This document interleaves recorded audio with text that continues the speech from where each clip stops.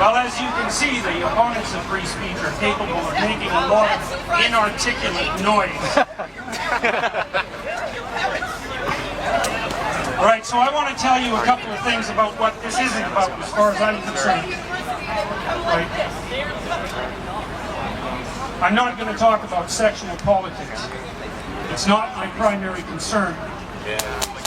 What I'm going to talk about is freedom of speech, and I want to tell you a few things about freedom of speech, okay? Because I've been thinking about this very carefully.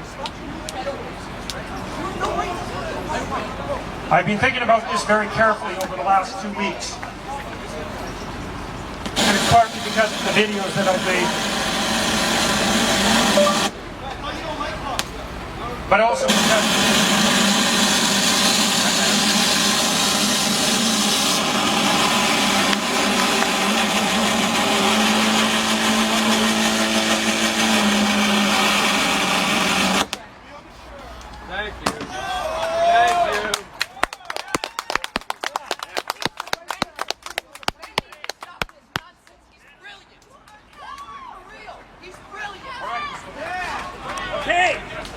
Try this again.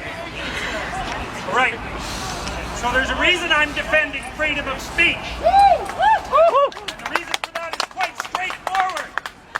The reason I'm defending freedom of speech is because that's how people with different opinions settle their opinions in a civil society.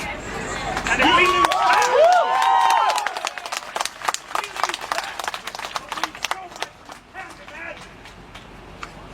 here's what's happened with Bill C-16 and the surrounding legislation. Free speech is the mechanism by which we keep our society functioning. It's as a consequence of free speech and the ability to speak that people can put their finger on problems, articulate what those problems are, solve them, and come to a consensus. And we risk losing that. Now, you can say, there should be reasonable restrictions on free speech, and that's the case. You shouldn't be allowed to yell fire in a crowded theater. And reasonable people can discuss and debate what those restrictions should be. But we can't debate the fact that putting restrictions on free speech is something dangerous beyond comprehension. And that's what we're faced with. Now, we've had laws passed in this country that regulate what people can say, what people can't say, and that's reasonable. But it seems to me that we're in danger of crossing a line. With Bill C-16 and its surrounding legislation, it's the first time I've seen in our legislative history where people are attempting to make us speak their language. And that's not gonna happen. That's not something that I'm willing to do. Now, the radical left activists are trying to turn this into an argument about sexual politics. And it's only nominally about sexual politics. It's about language that's designed to control our freedom of expression. Now, I've received many letters and many comments from friends of mine and colleagues who've been criticizing everything I say. And no wonder. I don't speak perfectly, and my arguments aren't perfectly formulated, and neither are anyone else's. And we have to be able to say what we have to say badly, or we won't be able to think at all. And I know where that leads. I've studied totalitarianism for 4 decades, and I know how it starts. It starts with restrictions on freedom of speech.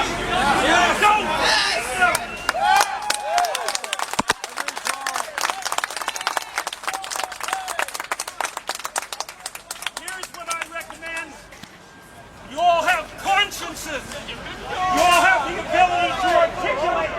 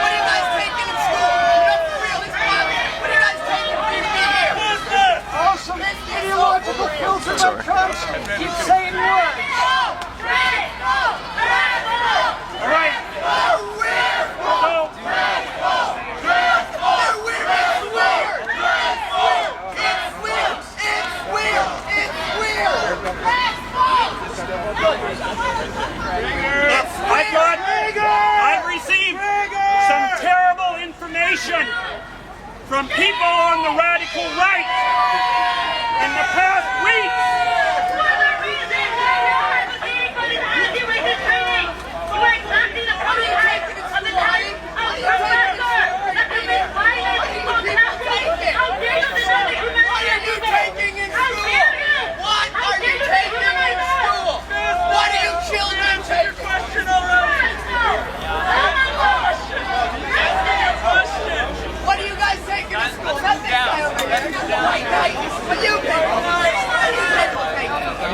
Alright, so I've received terrible information from people on the far right in the last weeks, and it's terrifying.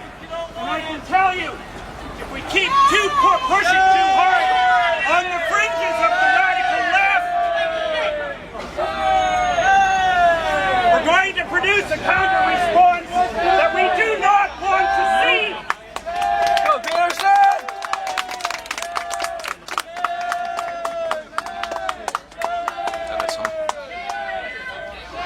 So I'm asking